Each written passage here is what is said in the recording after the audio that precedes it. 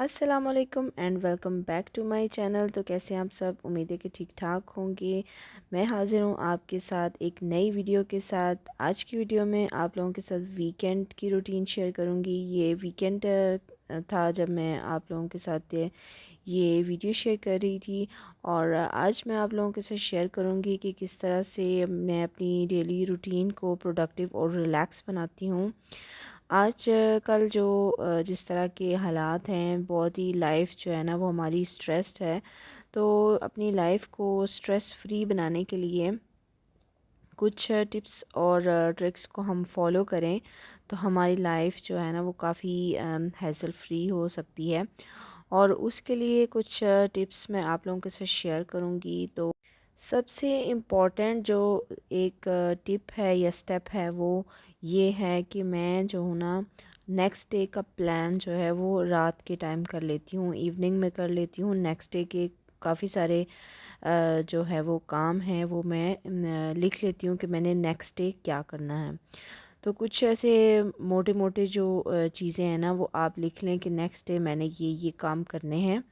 कुछ चीज़ें तो हमारी अनप्लान्ड ही हो जाती हैं, लेकिन कुछ चीज़ें जो हमने प्लान की हुई होती हैं तो वो हम हर हाल में, अगर हमने उन चीज़ों को नोट डाउन किया हो अपने स्केड्यूल में, तो हम उनको कर लेते हैं। अगर हमने नोट नहीं किया हुआ तो हमारे दिमाग में और ही इतने ज़्यादा ख़यालात जो है वो घूम रहे होते हैं, तो वो हमारे लिए फिर करना मुश्किल होता है। लेकिन जो काम हमने लिखे हुए होते हैं ना, तो वो मैंने देखा है कि जो जो काम मैंने नोट डाउन किए हुए होते हैं अपने स्केड्यूल में, वो मैं कर ही लेती हूँ।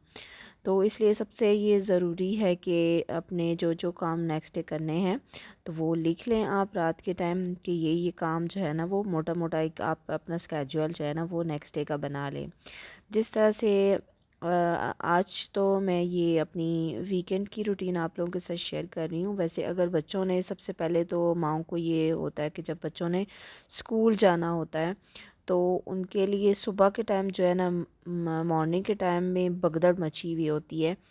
किसी को कोई चीज़ नहीं मिल रही, किसी का ये नहीं मिल रहा, बच्चों ने भी शोर मचाया होता है, माँ ने भी शोर मचाया होता है। माँ ने बच्चों का लंच बॉक्स रेडी करना होता है, बच्चों के लिए नाश्ता बनाना होता है। तो उसके लिए तो आई एम श्योर कि बहुत सारी माएँ करती ही होंगी, लेकिन बहुत सारी नहीं भी करती कि रात के टाइम जो है ना वो अपने प्लानिंग जो है करके रखनी है, चीज़ें सारी सामने आप रख दें। सुबह के टाइम बच्चे जो हैं वो, अगर तो बच्चे बड़े हैं वो ख़ुद ही पहन लेंगे, अगर वो छोटे हैं तो फिर आपके लिए बहुत आसान होगा। सॉक्स वगैरह उनकी, जो जैसे विंटर्स में तो काफ़ी सारी चीज़ें होती हैं, हाई नेक हो गई, स्वेटर हो गया, जो भी उनके ब्लेज़र वगैरह सब कुछ आप सामने रख लें, और सुबह के टाइम फिर बहुत आसान हो जाएगा फटाफट से उनको रेडी करना। तो अभी मैं अपनी वॉशिंग मशीन यहाँ पे क्लीन कर रही थी, थोड़ा सा इस पे भी बात कर लेते हैं।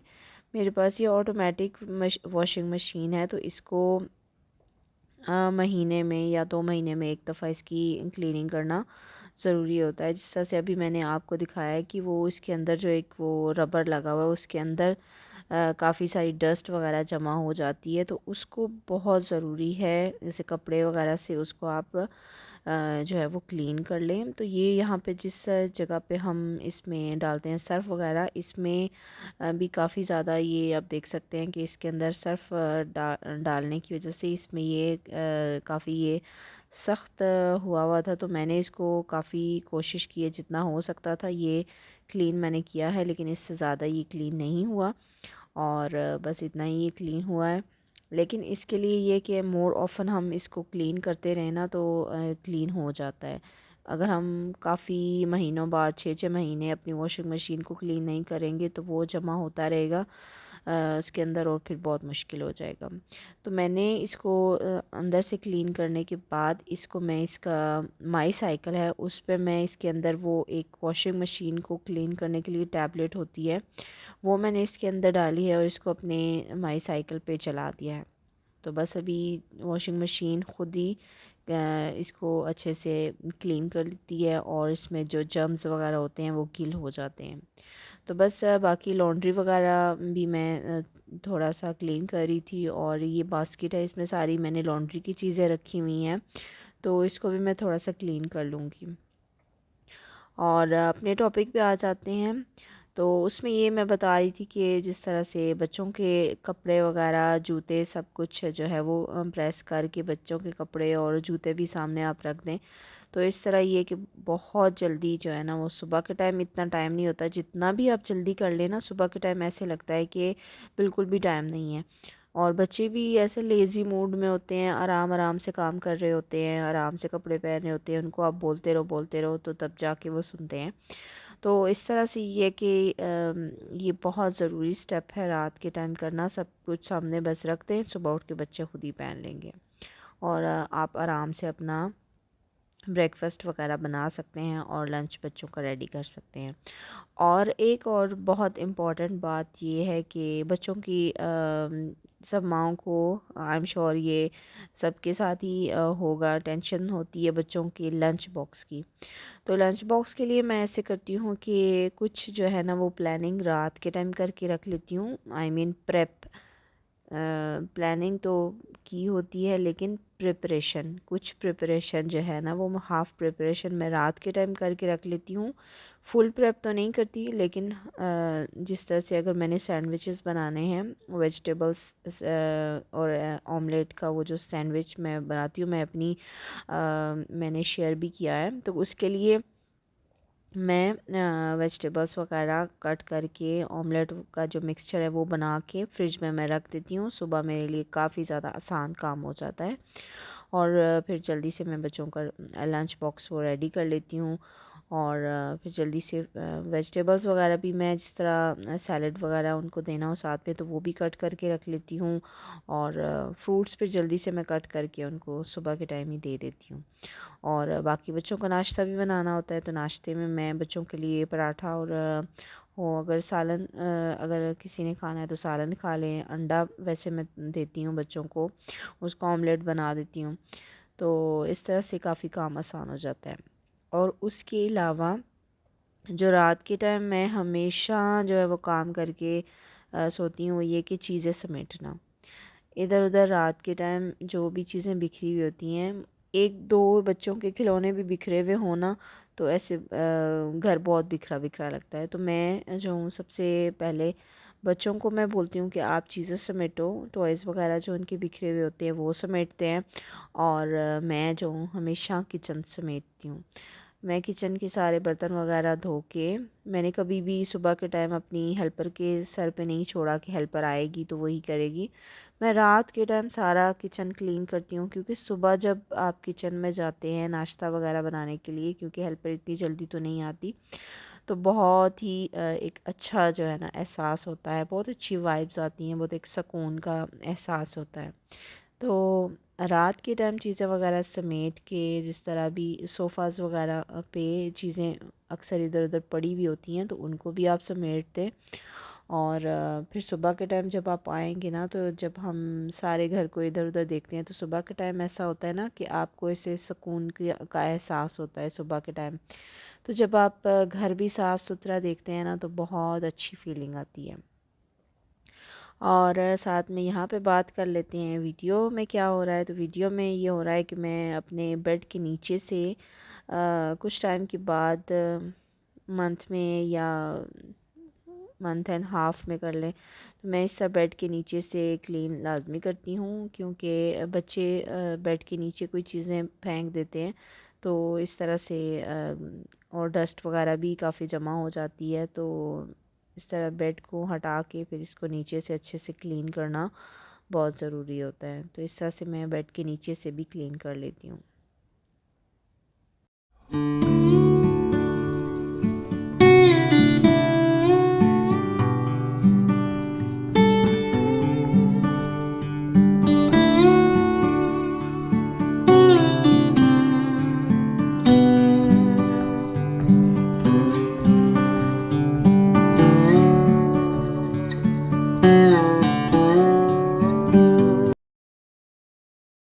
और जब भी मैं यहाँ से ये मैट्रेस हटाती हूँ ना, तो बच्चों को मौका मिल जाता है, वो ऊपर आके लेट जाते हैं और अपनी स्लाइड अपनी ही वो खेल बना लेते हैं, अपनी से स्लाइड बना लेते हैं और खेलने शुरू हो जाते हैं। और अभी वीकेंड का ये व्लॉग था, तो इनके कज़न्स आए हुए थे, तो बच्चे उनके साथ खेल रहे थे। और मैंने ये एक इनके लिए एक्टिविटी बनाई थी। ये मैं एग के शेल्स मैंने इकट्ठे किए हुए थे, इसको मैंने क्लीन करके और मैंने इनको रखती रही थी, इनको मैंने जमा किया हुआ था। तो बस इस पे मैंने इनको फिर आज बोला, ये थोड़ा मुझे तंग कर रहे थे और हमें काम नहीं करने दे रहे थे मुझे, मेरी हेल्पर को। तो मैंने इनको बोला कि चलो इधर शीट बिछाओ और ये मैं आप लोगों को एक बताती हूँ, एक गेम बताती हूँ, तो वो आपने करनी है। तो इस तरह से फिर थोड़ा सा मैंने इनको समझाया कि इस तरह आपने ये एग के शेल्स हैं और आपने मार्कर कलर्स लेके ना इसके ऊपर आपने शेप्स बनानी है। कोई भी आप अपनी बुक सामने रख लो और उस पे आप अपनी इस पे शेप्स बनाओ कोई भी। और बस फिर आपने अपने छोटे भाई से पूछना है कि इसकी क्या शेप है, इसका क्या कलर है। और जब वो ट्रू बताएगा, तो फिर जिस चीज़ को वो ट्रू बताएगा, फिर उसने वो चीज़ को इस तरह से तोड़ना है हाथ से। तो ये बड़ी अच्छी इनको गेम लगी और काफ़ी टाइम तक ये इसके साथ लगे रहे, घंटा डेढ़ तक, जब तक मैंने अपना खाना भी बना लिया था। और बच्चों की फरमाइश पे मैं उनके लिए पास्ता बना रही थी और यहाँ पे मैं अपनी हेल्पर के लिए चाय बना रही थी और साथ में पास्ता बना रही थी। और पास्ता के लिए मैंने पानी ही रखा हुआ था बॉईल होने के लिए। और बस फिर जब बच्चों को मैंने उस तरफ खेल में लगा दिया ना, तो वो बच्चे खेल रहे थे, मैंने बोला कि इस तरह थोड़ा सा ये पेंटिंग करते रहेंगे तो अच्छा खासा इसमें टाइम पास हो जाएगा। तो बस मैंने ये इसी टाइम के लिए रखा हुआ था कि वीकेंड पे बस बच्चों का ना अच्छा टाइम पास हो जाएगा, क्योंकि वीकेंड पे बच्चे बहुत तंग करते हैं। तो बस इस तरह से ये उससे पूछ रहा था अपने भाई से कि इसकी क्या शेप है। फिर ये एक रोल जो टिश्यू होता है ना, रोल किचन टॉवल जो होता है उसका जो एक वो ख़त्म हुआ हुआ था टिश्यू रोल, तो वो फिर उसके ऊपर ये रख के ना इससे बोला था आप इससे तोड़ो। तो इन्होंने फिर ये सारे इसको तोड़े और काफ़ी टाइम इसके साथ खेलते रहे। बस फिर उसके बाद इन्होंने सारा इसका एग्स का शेल्स का चूरा चूरा करके और काफ़ी देर तक ये उससे खेलते रहे थे। बस फिर मैंने इनको बोला कि चलो शाबाश, अभी आप लोगों ने अच्छा सा गंद भी कर दिए, अब सारा इसके साथ समेटो। फिर उन्होंने वो छोटा सा वो ब्रश मैंने रखा हुआ उसके साथ मैंने इनको दिया और मैंने बोला कि अभी आप इसको क्लीन करो। फिर ये अच्छा खासा इनको टाइम लगा क्लीन करने में भी। और बस फिर बाकी जो थोड़ा बहुत कचरा रह गया था वो फिर मैंने वैक्यूम क्लीनर से साफ़ कर दिया।